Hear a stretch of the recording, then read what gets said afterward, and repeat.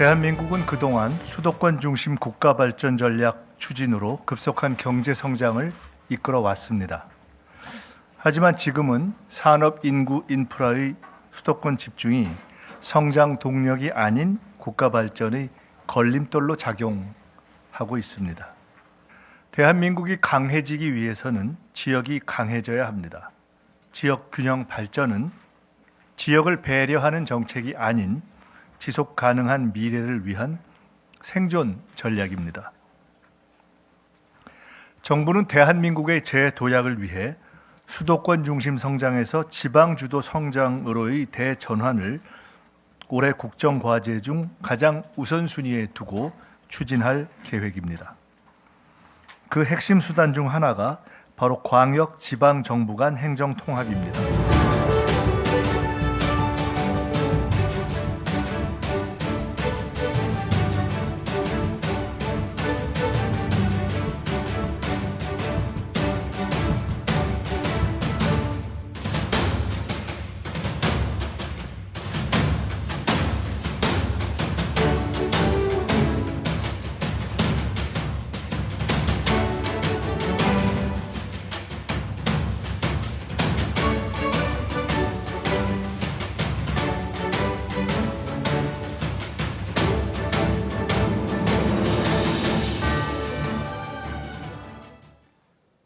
오 대 초광역권과 3대 특별자치도로 나눠서 국가 균형 발전을 이루겠다는 5극 3특은요, 이재명 정부의 핵심 국정과제 중 하나입니다. 지난 16일 정부가 행정통합 인센티브를 발표하면서 바로 이 5극 3특 전략에 강한 드라이브를 걸었습니다. 앞으로 행정통합 어떻게 이루어지고 어떤 지원이 더 들어가게 될까요? 자세하게 이야기 나눠보도록 하겠습니다. 이인철 참전경제연구소 소장 함께합니다. 안녕하십니까? 네. 자, 이재명 정부 일단 지방주도 성장이라는 것, 그리고 이에 따라서 이제 강력한 또 행정통합 인센티브를 주겠다, 이런 것도 함께 이야기를 나왔는데요. 그 구체적인 핵심 내용의 윤곽이 나왔습니다. 최대 20조 원의 재정 지원도 포함되어 있습니다. 전반적으로 한번 내용 살펴보고 각계격파해보죠. 그렇습니다. 우리 경제가 처한 이제 궁극적인 문제가 뭐냐? 수출의 온기가 지금 이제 국민으로 골고루 퍼지지 않고 있다. 내수로 안 옵니다. 그렇습니다. 그리고 서울과 수도권에 집중돼 있는 이런 성장이 오히려 이제 지방과 양극화가 점점 심해지고 있다라는 점인데요. 이를 해결하기 위해서 정부가 이제 수도권 일극 체제를 깨기 위해서 광역 중앙정부 간 통합이라는 정말 승부수를 던진 겁니다. 김민석 부총리의 아까 이제 기자간담회를 들으셨습니다만 통합지자체의 자생력을 높이기 위해서 4대 분야에 걸쳐서 파격적인 인센티브를 발표했습니다. 네. 가장 눈에 띄는 거는 재정입니다. 통합특별시 한 곳당 연간 5조 원입니다. 최대 4년 동안 20조 원가량의 대규모 지원이 집중 투입이 되는데요. 여기에는 이제 행정통합교부세를 신설을 해서 네. 지자체가 스스로 대형 사업을 자체적으로 출신할 수 있는 재정의 자립도, 체력을 길러주겠다라는 구상이고요. 위상도 한층 격상이 됩니다. 서울시에 준하는 지위가 부여가 돼서 부단체장을 차관급으로 격상하게 되고요. 인사 조직 운영의 자율성을 대폭 확대하기로 했습니다. 여기에 이제 내년부터 2차 공공기관 이전이 시작이 되는데요. 네. 이전할 경우에 우선권을 주게 되고 각종 세제 혜택과 규제 완화로 기업이 몰리는 이른바 산업 클러스터를 조성하겠다라는 겁니다. 말씀하셨던 것처럼 이번 대책은 대한민국을 이른바 5개 광역 경제권과 3개 특별자치도로 재편하는 이른바 5극 3특 전략의 핵심 산업인데 단순한 이제 통합이 아니라 지방주도 성장으로의 어떤 패러다임의 전환을 꾀하겠다라는 취지입니다. 네. 자, 이재명 정부의 지방주도 성장. 이제 그것의 뭐 전술이기도 하고 전략이 되기도 하고 또 목표가 되기도 할 텐데요. 그 첫 번째 과제가 바로 지방정부 간 행정통합이었습니다. 일단 행정통합이 돼야 뭐 지방주도의 성장과 새로운 도약을 할 수 있다는 건데요.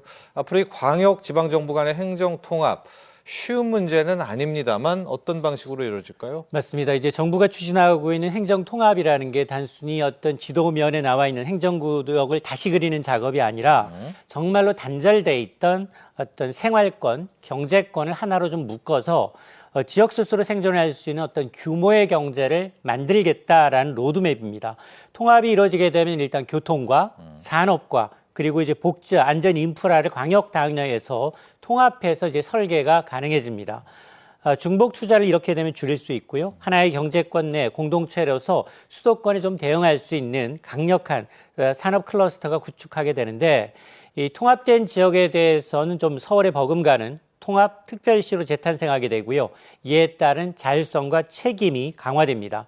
그래서 이 새로운 지방정부의 모델이 만들어지게 되는데 정부는 이를 통해서 수도권 중심의 성장의 한계를 좀 넘어서 지역이 오히려 대한민국 성장의 새로운 축이 되기를 기대를 하고 있습니다. 네, 자 그래서 이 행정 통합을 위해서 4대 분야에 아주 파격적인 인센티브를 내걸었습니다. 오늘의 저희가 다뤄볼 내용이 바로 이제 인센티브 내용들을 볼 텐데 상당히 파격적입니다. 우선 4대 분야의 내용들 한번 짚어보고 갈까요? 맞습니다. 4대 분야에 걸쳐서 이제 파격적인 이제 인센티브를 제공해서 지방 경제를 활성화하겠다라는 얘기인데요.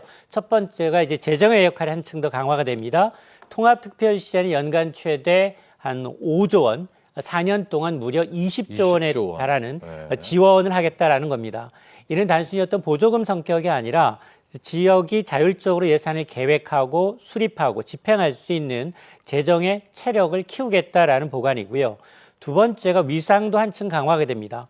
통합특별시는 서울시에 준하는 권한과 인사의 자율성을 부여받아서 부단체장 수, 직급의 대폭 이제 늘어나게 되고요. 세 번째가 공공기관 이전의 우선권을 갖게 됩니다. 2027년 2차 공공기관 이전에서 통합특별시가 최우선 고려 대상이 될 수 있고 지역 특성에 맞는 국가기관 이관도 추진하겠다라는 겁니다. 마지막으로 이제 산업 활성화라고 할 수 있겠는데요. 이렇게 지방으로 권력이 넘어간다 하더라도 민간 기업이 같이 떠나가지 않는다면 역시 이제 배드타운화 될 수 있습니다. 네, 그렇죠. 그렇기 위해서는 네. 기업 유치를 위해서는 각종 세금을 감면해주고요. 규제를 완화해서 다양한 정책을 통해서 이 통합특별시로 기업하기 좋은 지역으로 탈바꿈시키겠다라는 이제 청사진인데요. 그러다 보니 단순한 결합을 넘어서 스스로 성장하는 지방 시대를 열겠다라는 이제 포부입니다. 네. 4대 인센티브입니다. 첫 번째가 재정 지원, 두 번째가 위상 강화인데 이 둘만 또 보도록 하죠. 위상 강화다. 새롭게 그러면 이제 시장도 뽑아야 되고 그런 거죠? 맞습니다. 어떤 식으로 또 위상은 강화됩니까? 맞습니다. 파격적인 이제 대목을 꼽으라고 하면 이제 그동안 이제 예산이었습니다. 정부가 주로 이 통합특별시당 한 곳당 앞서서 제가 5조 원 그리고 최대 4년 동안 20조 원이라고 했는데 여기에 이제 권한도 또한 서울시에 준하는 정도로 대폭 강화가 됩니다. 부단체장을 4명까지 늘릴 수 있고요. 또 직급도 차관급으로 격상이 됩니다. 여기에 그의 이제 소방본부장, 또 기획조정실장과 같은 핵심 보직의 기능도 1급으로 격상됩니다. 인사권 역시 자율화돼서 지역 특성에 맞는 조직 운영이 가능해지는데 이런 조치는 단순히 덩치를 키우는 것을 넘어서 통합지자체가 독자적인 결정권을 갖고 치안 대응부터 재난 대응 그리고 산업 시책을 주도할 수 있도록 돕겠다는 겁니다. 강력한 권한, 돈, 재정을 동시에 부여해서 실질적인 지방자치의 어떤 롤 모델을 만들어가겠다라는 정부의 구상입니다. 네. 세 번째 인센티브가 이렇게 통합을 하면요. 행정 통합을 하면 이 통합특별시에 대해서 공공기관 이전에 있어서 우선권, 적극 우대를 하겠다라는 건데 자, 이거는 어떻게 좀 진행될까요? 왜냐하면 공공기관 이전이라는 게 또 법도 만들어야 되고 여러 가지 여론이 있을 텐데 인센티브를 또 주는 것도 또 여론들이 많은 의견이 있을 텐데 어떤 방식으로 진행이 될까요? 맞습니다. 네. 2027년부터 2차 이제 공공기관 이전이 본격화될 수 그렇죠. 있는데요. 여기에 이제 통합특별시를 이제 우선권을 대서 우선 고려 대상으로 삼겠다라고 이제 밝히고 있습니다. 일단 지역 특성과 이제 산업 여건을 반영을 해서 적합한 공공기관이 있는지 물색을 하고요. 여기 이전될 수 있도록 여러 가지 이제 규제를 완화하겠다라는 건데요. 가장 큰 기대 효과는 뭐냐? 이렇게 공공기관이 지방으로 이전하게 되면 청년들, 이른바 일자리를 찾아서 서울로 수도권으로 밀집됐던 이 청년 인구의 유출을 방지할 수 있다라는 겁니다. 지방 특화된 산업과 연계된 공공기관이 들어서게 되면 일단 양질의 일자리가 창출될 수밖에 없습니다.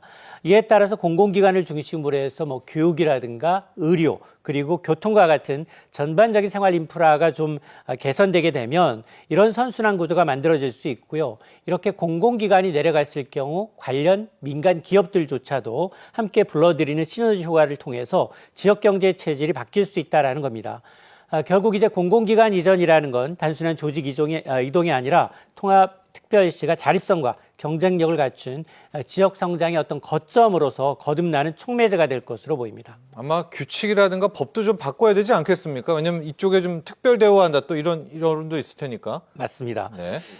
일단은 이제 이렇게 특별시가 되게 되면 적극적으로 이제 지원하게 되는데요. 특히 통합특별시의 경우는 기업화하기 좋은 창업 이제 도시로 육성하기 위해서 다양한 지원책을 내놓고 있습니다. 우선 입주하는 기업에 대해서는 고용보조금, 여기다 교육훈련 지원금, 여기다 토지 임대료는 감면해 주고요. 지방세를 파격적으로 감면해서 투자의 문턱을 대폭 낮추는 게 포함이 됩니다. 또한 이제 통합특별시 내에는 이제 투자진흥지구가 설립이 되게 되고 문화산업진흥지구가 조성하게 되면 지구별로 통합 특화 산업에 대한 집중 육성이 가능해지고 새로 생기는 특구에는 기회발전 특구 수준의 세제 혜택이 주어집니다. 또 하나 이제 복잡한 인허가 절차를 이제 한꺼번에 해결하는 이른바 일괄 처리 기구가 설치되게 되는데요. 이렇게 되면 행정 속도를 높이고 기업의 성장을 가로막는 규제를 우선적으로 걷어내겠다라는 건데요. 이러한 지원의 목표는 분명합니다. 각종 산업지구를 하나로 묶여서 어떤 규모의 경제를 갖추게 되면 산업 클러스터 조성이 가능해진다는 겁니다. 기업과 이제 투자가 동시에 늘어나서 양질의 일자리가 생기게 되면 다시 지방의 재정이 튼튼해지는 자생적 선순환 구조를 완성하겠다라는 전략입니다. 네, 자 법을 먼저 개정 혹은 제정을 해서라도 이 통합 이거죠. 이 행정 통합된 곳에 대해서는 이제 특혜를 주도록 하고요. 산업 클러스터도 이전을 좀 해서 법인세가 좀 모아져야 되는 거 아니겠습니까? 기업하기 좋은 도시로 또 만들겠다. 정말 파격적인 인센티브들 이번에 배치를 했는데 지금 언급이 되고 있는 곳이 대전 충남 통합특별시 그리고 광주 전남 통합특별시 등입니다. 자, 이 두 곳은 지금 어떻게 돼 가고 있는 겁니까? 뭐 확정된 건가요? 그것도 그렇죠. 아니죠. 맞습니다. 과정을 한번 설명해 주시죠. 어느 정도까지 와 있나요, 이 통합이? 일단 이제 명칭은 확정된 게 아니고요. 추진은 되고 있습니다. 추진만 되고 있고요. 그렇습니다. 현재 거론되고 있는 대전 충남과 그리고 이제 광주 전남. 네. 통합특별시는 명칭은 아직 확정된 게 아니다라는 게 정부의 입장입니다. 예. 지역별 이제 상징성 그리고 주민들의 어떤 자부심이 걸린 만큼 이들의 명칭 순서를 두고도 사실은 좀 다양한 목소리가 나오고 있기 때문입니다. 정부는 명칭 결정에 있어서 국회 입법 과정에서 주민의 의사를 가장 먼저 반영하겠다, 우선시하겠다라고 밝히고 있는데요. 실제로 충남 도민의 경우에는 충남이 먼저 충남 대전으로 명칭을 정하기를 원하지만 대전은 좀 다릅니다. 대전의 경우에는 대전 시민은 대전 충남을 이제 선호하는 이제 등 이제 명칭을 둘러싼 약간의 이제 상징성, 자존심 싸움 같은 게 팽팽하게 맞서고 있는 상황인데요. 광주 전남도 비슷한 상황입니다. 그러다 보니까 이제 공론화 과정은 꼭 필요해 보이고요.